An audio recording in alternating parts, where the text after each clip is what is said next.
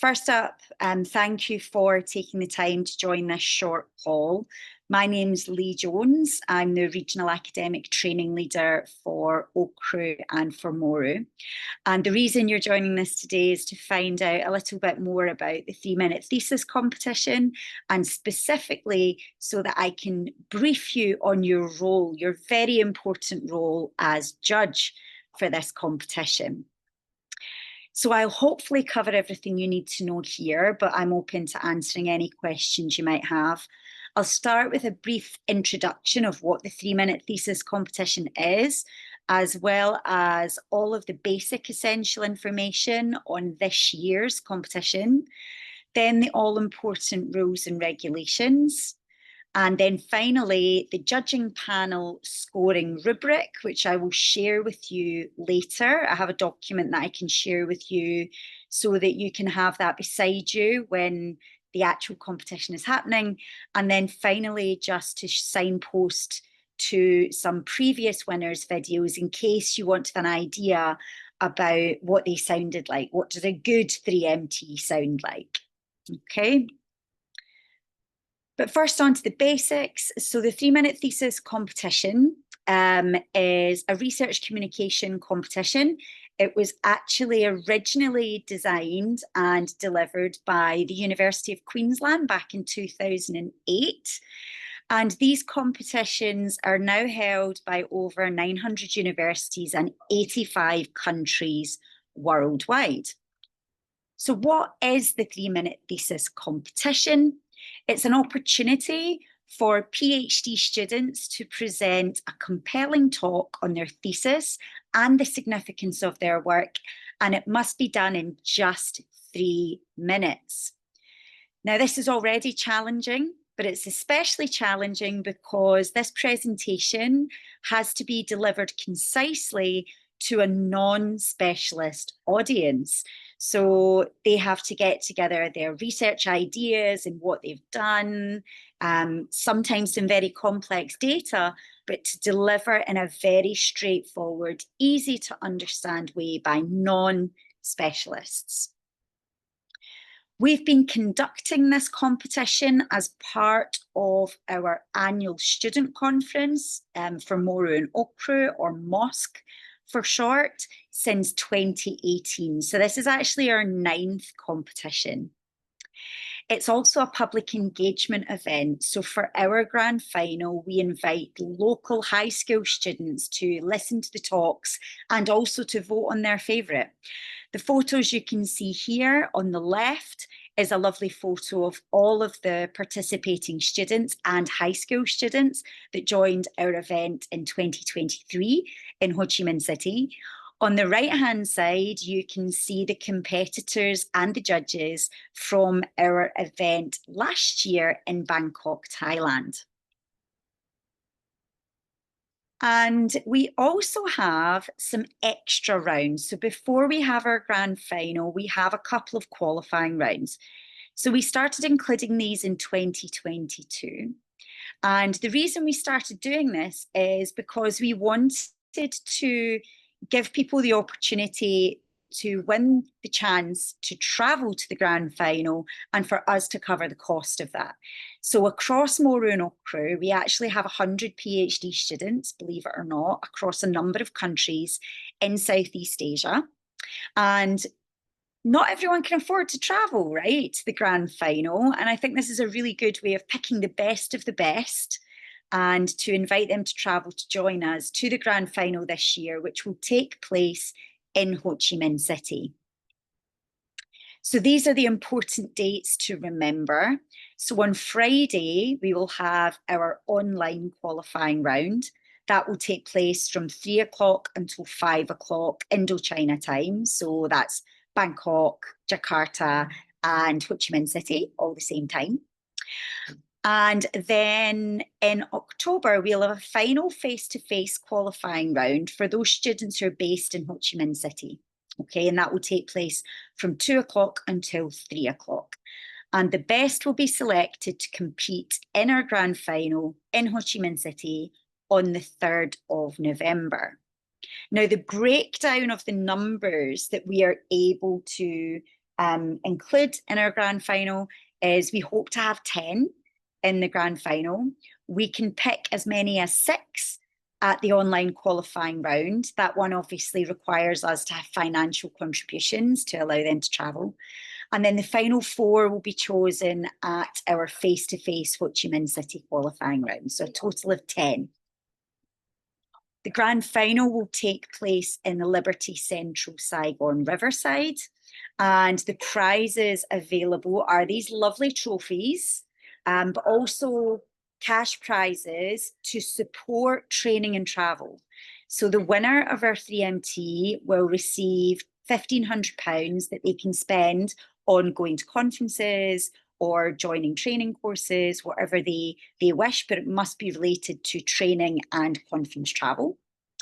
Our runner-up will receive £750, and then we will have a People's Choice Award voted by our visiting high school students, and that is £250. Apologies for the slight noise. We've just had a meeting finish, so hopefully you can still hear me. Maybe if I just give it 1 minute, sorry to let the initial crowd go down, just bear with me.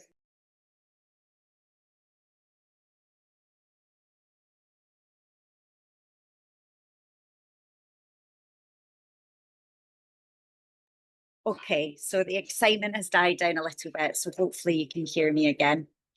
So yes, coming back to our prizes, lovely trophies and monetary prizes to be won. And then during the time of the 3-minute thesis, we will also have our student conference, and we also have a lovely away day for our students where we'll be taking them to the beach for 2 days. So we're very nice at Moru and Okru. They have this nice opportunity to join together, to network, to collaborate and discuss the PhD journey. But on to the most important part is the 3MT, the 3-minute thesis. And that's why we've enrolled you as judges to decide who is giving the best talks. So I'm just going to show you some slides that I presented to our competing students so that you know what they've been instructed that they have to do. So they must give a talk that finishes in 3 minutes. They're only allowed 1 slide. That slide cannot include any animations, any movement, or any transitions. So it's a single static slide. They're not allowed additional audio content or additional video content. So it's just them, their voice, 1 slide. They're not allowed to use props. So that means no costumes, no laboratory equipment, no musical instruments, nothing else to accompany the talk. And it must be spoken. They're not allowed to sing their talk. They're not allowed to give a poem, or they're not allowed to give a rap. As entertaining as that may be, that is not the point of the competition, okay? And coming on to the lovely judges that we have for our qualifiers. So for the online round, which will take place on Friday this week, we have Dr. Matt Robinson, the head of molecular bacteriology and one of the leaders of our Pint of Science team in Thailand, actually Thailand and Laos. Matt is based in Lomru in Vietnam. We have Dr. Gabby Sedero, who's based in Indonesia. She works with me on our Moru Okru Discovery Research Academy project. And then we have joining us Marina, so Miss Messiah in Moru in Bangkok. And she works for the ATMEN Surveillance and Response team as the coordinator. She is embedded in the epidemiology team at Moru. For our Ho Chi Minh City qualifiers in October, we have Dr. Vin, our module leader for Vietnam. We have Mr. Bin, our senior communications officer, so someone that knows about communicating science.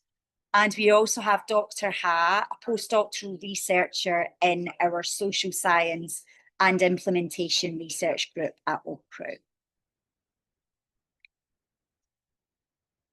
Thank you. Oh, yes, of course, Matt, apologies. And Marina is also the Pint of Science Thailand co-director. So lots of people on the call who know communications, they know how to communicate science to a non-expert audience. And then, of course, we have our grand final judges. So there's a couple of slots to be filled. We will have a faculty judge from Crew. We will have a visiting high school teacher. But we're delighted this year to have two members of the business community in Ho Chi Minh City joining us in person for the grand final. So we have Mr. Huang Fong. So he is the head of corporate affairs for Timo Digital Bank. And we have Miss Kong Luan, the founder and principal for Spokesperson Training Vietnam. So you can see that this audience are non-specialist audience, but are really excited to hear more about the science that we do at OCRU. So I think this is going to be a really big test for our competitors this year to make sure that they are fully able to communicate their work. So how are you going to be able, or how are you going to judge our competitors? Well, you're going to split the scoring based on two main points. One is on comprehension and content. So that will cover whether they've provided a clear background and significance of the research question they're looking to answer in their PhD, that they've clearly described the strategy or design of their project, as well as the results and findings of their work. And then there should be a very clear outcome or conclusion or impact of their research. So that's 50% of the scoring. The other 50% is on engagement and communication. So it's down to how well they deliver their message. So do they tell a good story? Are they using language appropriate for a non-specialist audience? They will have their one slide. Was their one slide well defined, and did it enhance the presentation? And then finally, did the presenter provide enthusiasm for the research? Did they capture your attention? And did they basically keep you interested? Okay. So the more complex score sheet, which isn't really that complex, will look like this on the right-hand side. I will share this with you later. So in the comprehension and content breakdown, you will be able to give a score out of 7. So you need to consider, their background and significance, their strategy and the results, and the conclusions and impacts. You would give that collectively a score out of 7. And then for engagement and communication, you would give overall a score out of 7, which comes to a maximum score of 14 for 2 of the components together. You can see a breakdown at the top from 1 to 7 to help you with that score. So from 1, saying you don't think they met the expectation, to a sort of middle score of 3 or 4, where it was good, but it wasn't perfect. And then the ultimate score of 7, which is outstanding, no flaws, a perfect score. Okay. Now, as well as providing that quantitative score, after each of the talks, there will be a minute or two, just a couple of minutes maximum, to offer some qualitative feedback on the talks.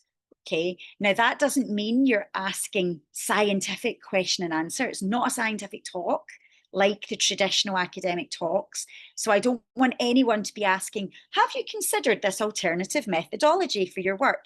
That's not what this talk is about. Okay, all you're going to give after the talk is some qualitative feedback based on how you think they performed. Now, this is going to be particularly important for the qualifying rounds, because some of that qualitative feedback could help them improve their talk before they get to the grand final, if they're fortunate enough. And even for those who do not make it through to the grand final, they might want to participate again next year. So that feedback you give them could be really valuable. Maybe you think that their story wasn't clear, or they used scientific jargon which you didn't understand, or maybe you thought their slide could have been stronger, or maybe you thought they could have portrayed with some more enthusiasm. So that gives you that chance to give that personal feedback. Okay, obviously trying to be positive and constructive, but being honest as well. Okay. All right, so this is how oh, Marina, you have a question. Shoot. Sorry, I don't think you can hear me. We're just in the I can room, hear you so now. perfect. I don't actually remember how the judges do in the previous years, but in one of the criteria is the first content, you I'm guessing there's range of students, right? Some of them have Yeah, the results ready, some of them don't have the yeah, results ready, some of them are still yeah. presenting their methods and very starting point. So maybe question for you who've been helping judge, or at least kind of thinking about judging in the background. How do you balance that when you have 7 points to think about this, and then there's this varying levels of completeness, I guess, for their research? So And any advice, I guess. you're not balancing it. If they're right at the start of their Okay. PhD and they're not really able to give results, then you need to take that into account, right? So that is going to be taken into account in your scoring.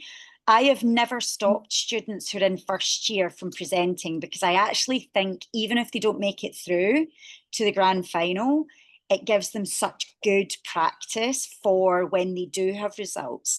Now, that being said, some people are so good with every other metric that almost doesn't matter, that they've I not see. given results, because their message and their story has been so beautiful, their slide has been great, that they're kind of maxing out every other metric. So it might Okay. not actually matter. We have had first year students winning the entire competition before, when actually their results were very, very, very tiny or preliminary, or maybe they didn't have any at all. Right? So they need to be aware of that, and they are aware of that. They've seen the scoring metrics. Okay, so they know that that's one of the things that they might be weaker on. But if you're so strong on everything else, it might not matter. But in terms of a judge, you just score based on what you're seeing and hearing in front of you. That's it. You do Yeah. not take into Oh, account the different parts of their all journey. right. That's not for you to do. Okay. Okay. All right, good. Now, this is just a couple of slides on some information that I've advised the students on. So they should know how to prepare a slide and how to prepare a talk. But just so you're aware of the way in which I've kind of mentored them and tutored them through this process. So first off, targeting the audience is something that they know and have been told is super important. So they know to avoid jargon, they know to avoid technical language, they know not to assume prior knowledge. I've told them to imagine that they're explaining to a close friend. I've also said an audience wants to hear excitement and enthusiasm, and they want to be clear what the take home message is, right? So I've told them, what do you want to achieve from your talk? What do you want the audience to know, to think, and to feel? Okay, so that's what they're aiming for. They know they have to tell a story with a strong opening, a nice middle, and a nice end. So there should be a strong opener and a nice summary at the end. They know they have to think about this as a story. So they should be trying to include a plot, a storyline, emotion, all of these things. And I have reminded them to practice and to get feedback from their family, from their friends, from their colleagues. Okay, so they should come well prepared. I have said less is more. So when it comes to their slide, it's better not to have lots of complicated graphics, because then it distracts the audience. We want the audience to be listening to their talk and for their slide to be a lovely accompaniment. It shouldn't be lots of words and too complex. I have asked them to consider personal touches. Okay, so they do want to be thinking about portraying emotion, or how do they convey impact? How do they make the audience understand that their work is important and relevant and impactful? I have said do not rely on your slide. So it should be like a marriage between the slide and the presenter. Maybe the slide is there to complement a hook or an analogy or a metaphor, but it should be, aesthetically pleasing, ideally, but it should mean something. Okay, it shouldn't just be there to look pretty. So that's how I've described presenting the slide to them. And then when it comes to the delivery itself, sorry, my hair's getting my face from this fan. I've asked them to practice so they can reduce their nerves and make sure they stick to timing. That's really important. Okay. I have said they might want to record themselves and watch themselves back as they present. Even though it's just 3 minutes, it doesn't mean that they have to speak at 100 miles an hour. They shouldn't be doing that. They should try and use pauses. They shouldn't be trying to cram too much in. When it comes to the final, I've told them to, stand straight, use good body language, make eye contact, try not to look at their slide. Obviously, that's a bit different from the online qualifiers. So I have said that they should still sit or stand. Some people actually prefer to stand even for the online qualifier because it gives them more energy.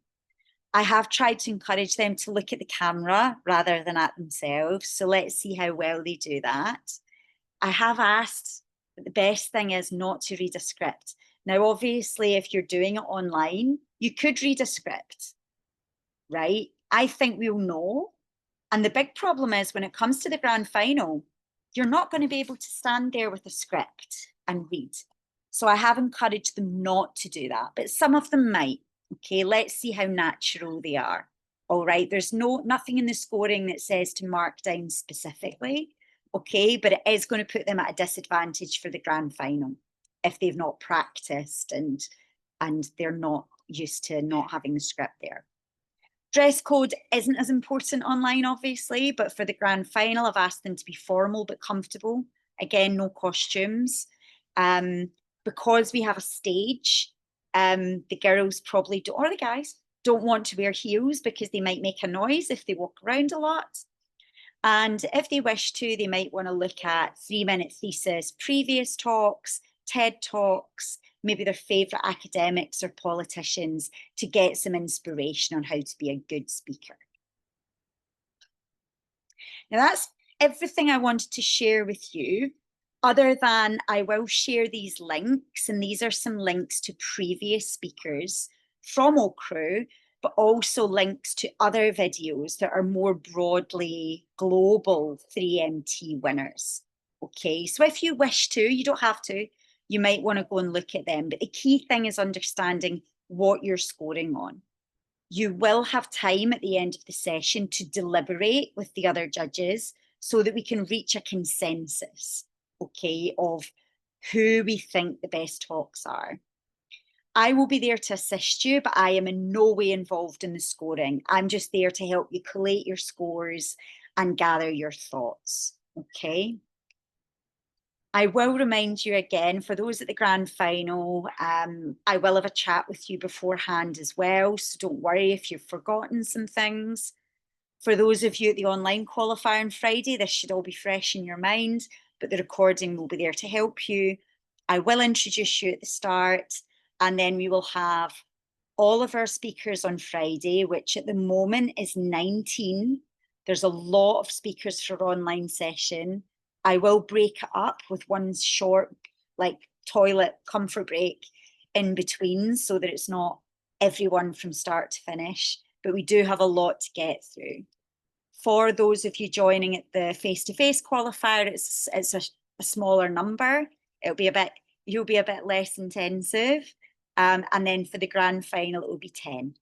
Okay. So I think that's pretty much everything. I know I answered your question, Marina. Does anyone else have any questions they would like to ask? Is anything not clear? You can pop in the chat box, you can raise your hand, you can unmute. Hi, Leigh. I'm sorry for being problematic. You're not problematic. I like questions. Okay. How will the logistics of the online scoring go? Do we send you a score like to you? Do we write it down and then we later tell you at the end when we're deliberating? How does that work as the session goes? What would be good is, because I want evidence of the scoring at the end, because it's there just in case, hopefully no one has a big argument with us and wants to see proof, but it's nice to have that proof there.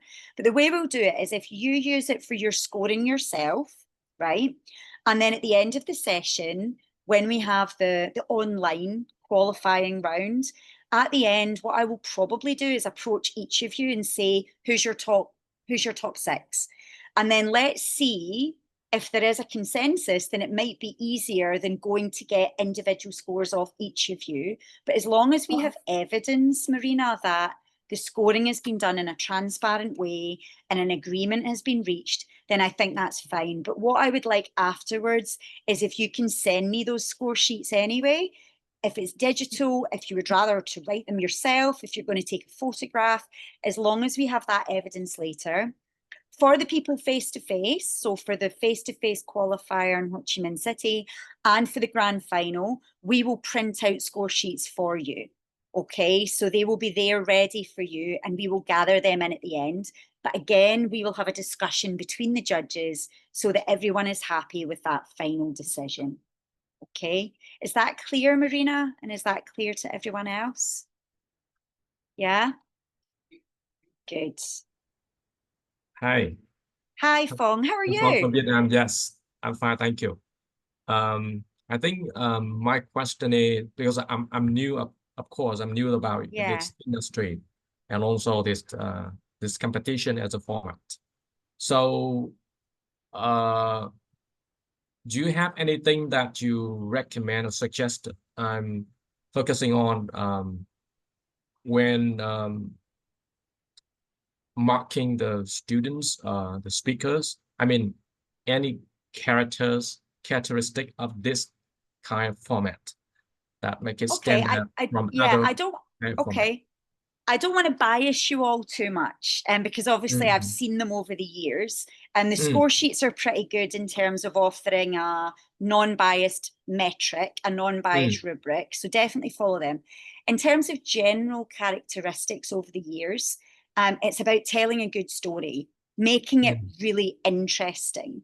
So Okay. anything, and if you imagine you've got a group of school kids at the grand final. Right now they're 13, 14. I think they're between 13 and 16 normally. So they do want sensible content, but they want to be engaged. They don't want someone standing up looking bored. They don't want someone giving basic facts. They want someone to give a story to their work. Like, why is it important? Why should they care? And I always find the students who do well are enthusiastic, but that doesn't mean that they all need to be jumping around the stage. They're not there to put on a show, but some of them are really humble and sincere, and you can tell they deeply care about their work. I think a combination of that and a slide that's not covered in words, that maybe has a very simple image to portray and to back up the story they're telling, having that blended together, and also having a strong opening and a strong ending, I think is something that I've noticed with the successful talks. So what doesn't tend to work is someone has a very strong opener and then they rush through all of their talk and they say at the end, and that's the end of my talk. You shouldn't need to say, and that's the end of my talk. It should be very clear from the sum up sentence, the take home message, and you can see that it kind of leaves an impression on the audience that they go, oh, wow, that's really interesting. So that tends to be the characteristics I've noticed over the years. What I have noticed that's becoming a bit repetitive, and I've said to the students to be careful not to over rely on this year, because in the past, some of the very good talks, they've introduced a character. So for example, they'll say, meet Zuzu. Zuzu is a pregnant woman on the border of Thailand, Myanmar. She has hepatitis, right? So that has worked really well in the past. And I'm not saying that they shouldn't do that. But what I did notice is there became a repetitive way that they were telling the story because they knew that was quite effective. So if you have lots of students doing that, it sort of becomes less impactful. I don't think you'll need to worry about that Fong being a grand final judge. I think by the time we get to the grand final, you're going to get the best of the best. Okay.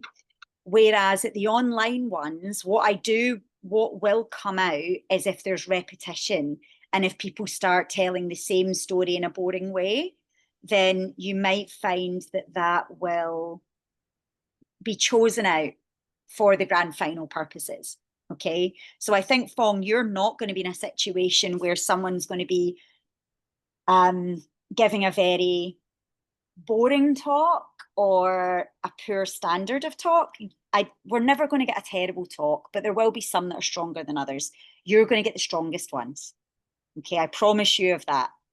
Okay, so it's probably going to be a harder decision for you guys to make in the grand final, but don't worry. We're looking for consensus of decision. There's going to be 4 judges in the grand final. Okay, and I will be there to help coordinate your discussions if you need me. Sometimes what happens is all 4 judges say, right, that's absolutely the winner. And it becomes really obvious. Maybe the runner-up is a harder decision, for example.